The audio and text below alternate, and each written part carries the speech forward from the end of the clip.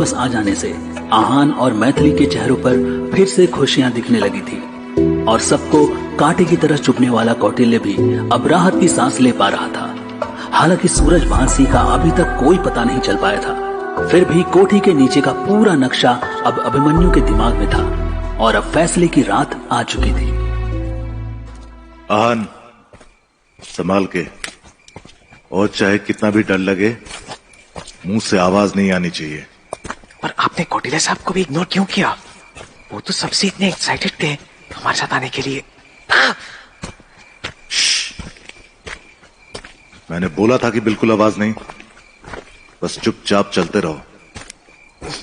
ठीक है, पर ये बहुत डरावना है, और सबसे ज्यादा तो ये नाचती हुई खोपड़ियां, इनकी ये चमकती हुई आंखें। ध्यान से देखो, इनकी आंखों में ये रोशनी उनमें लगे बल्ब से आ रही है। यस, ये देखो, ये बल्ब, और ये रही इनकी गर्दन पर ये स्प्रिंग जिससे ये घूम रही थी, और ये रहा इनका वायर पावर सप्लाई के लिए। कुछ समझ में आया अब? ओह गॉड, इतना दिमाग लगाया था उसने। और ये बदबू वॉमिटिंग हो जाएगी। Chemistry, haven't you heard about hydrogen sulfide and marsh gases? और ध्यान से देखो, पूरी दीवारों में छोटे छोटे होल्स किए गए हैं और ये गैसेस यही से निकल रही हैं। सिर्फ लोगों को यहां से दूर रखने की ट्रिक है ये। वो देखो दरवाजा।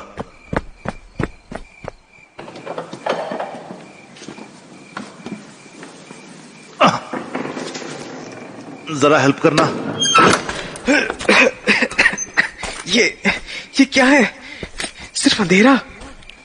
ये तो पूरा खाली है, सिर्फ दीवारें। 1 मिनट, यहाँ ये हटाना।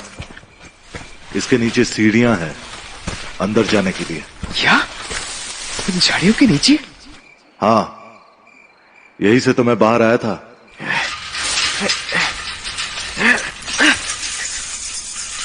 ओह गॉड, अनबिलीवेबल। ये तो पूरी सुरंग है। कोई सोच भी नहीं सकता इस खंडर के नीचे। ये कोठी लगभग 100-150 साल पुरानी है और उस टाइम के लोग अपने बुरे वक्त के लिए ऐसे ही अरेंजमेंट्स करते थे। भैया, ये अंधेरी सुरंग, ये चमगादड़ों की शोर, खोपड़ियों का नाच, ये झाड़ियां और उनमें जगह जगह घूमते हुए ये जहरीले सांप।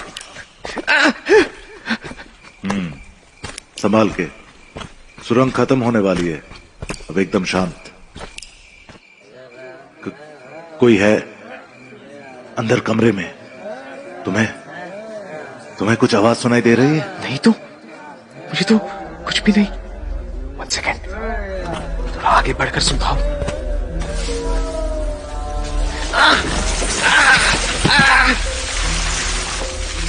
रुक जाओ। कौन है?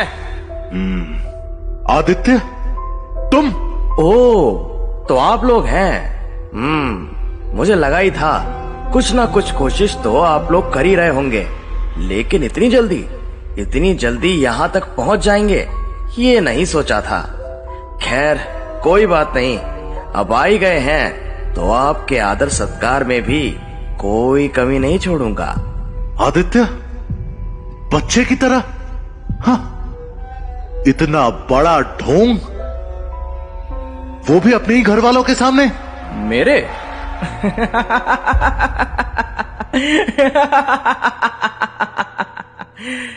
यहां मेरा कोई नहीं है। वो सूरजभान जो अपने आप को मेरा बड़ा भाई कहता है, उसी की वजह से मेरी मां ने सुसाइड कर लिया। उसी ने घर वालों को बताया था मेरे बाप और मेरी मां के बारे में।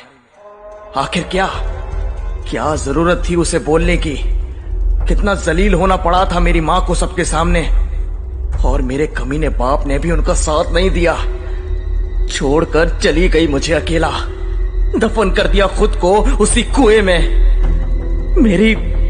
मेरी आंखों के सामने। और किसी को कुछ फर्क नहीं पड़ा, सब भूल गए उसे। लेकिन मैं नहीं भूला अपनी मां को, और कभी भूलूंगा भी नहीं। हाँ, गलत हुआ तुम्हारी मां के साथ, बहुत गलत हुआ, लेकिन उसका बदला तुम ऐसे इस तरह से लोगे? आखिर तुम करना क्या चाहते हो? ये सब जो तुमने फैला रखा है उससे तो पूरी कोठी ही सहमी हुई है। कोई इंसान वहां रहना नहीं चाहता, सब भाग रहे हैं।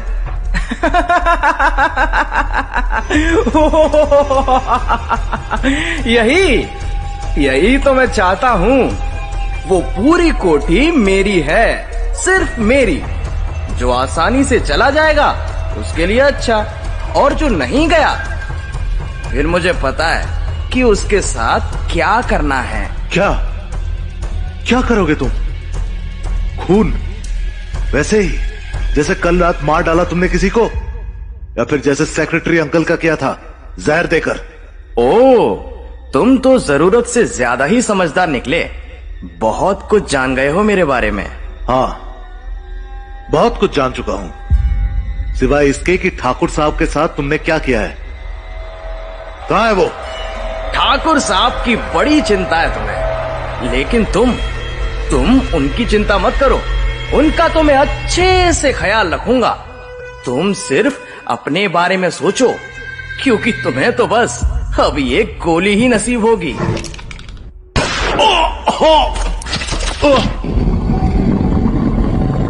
ठाकुर साहब, आप? अभिमन्यु, इस दीवार के पीछे? अभिमन्यु बेटा, ये आदित्य, इसने मुझे ठाकुर साहब, कुछ नहीं होगा आपको। और आदित्य, अरे पहले निशाना लगाना तो सीख लो। तुम्हारी गोली तो मुझे बस छूकर निकल गई।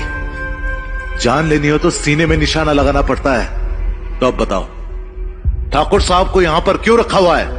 अरे यार, मेरा इनको ऐसे बांध कर रखने का कोई इरादा नहीं था। वो तो ये प्रॉपर्टी के पेपर्स पर साइन ही नहीं कर रहे थे। इन्होंने साइन कर दिए होते तो अब तक तो मैं इनको कब का अपनी माँ के पास भेज चुका होता। आदित्य, कितना जहर है तुम्हारे दिल में, कितना जहर है। अरे मैंने तो तुम्हें हमेशा अपने छोटे भाई की तरह माना था। कभी भी ये नहीं सोचा कि तुम मेरे सौतेले भाई हो। फिर क्यों?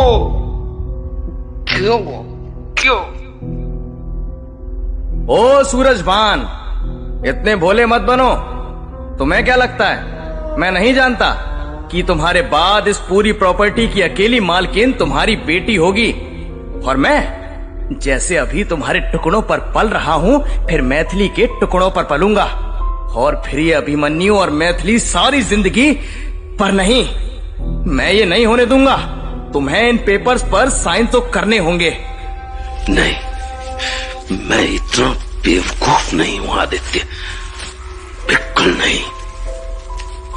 मैं जानता था कि मेरे साइन करते ही तुम मुझे मार डालोगे। तो ठीक है, बिना साइन किए ही मर जा तू।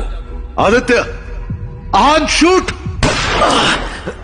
तुमने मेरे साथ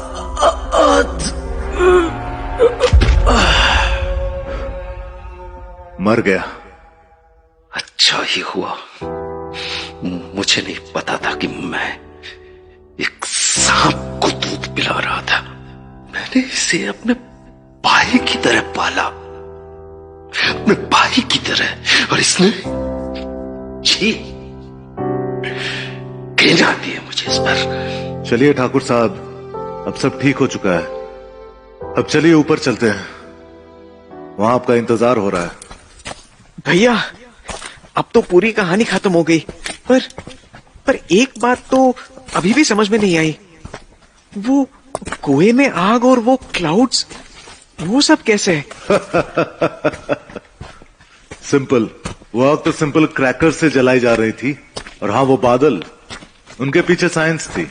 अगर तुम बॉयल पानी को कवर करके उसके ऊपर आइस रख दो एंड आफ्टर फ्यू सेकेंड्स उसमें सिर्फ एरोसोल को स्प्रे कर दो, तो तुम खुद भी आर्टिफिशियल क्लाउड्स बना सकते हो। आदित्य ने भी यही किया, बस थोड़े लार्ज स्केल पर। हो बड़ा इंटेलिजेंट था। अरे अभिमन्यु, जी? जी ठाकुर साहब, अरे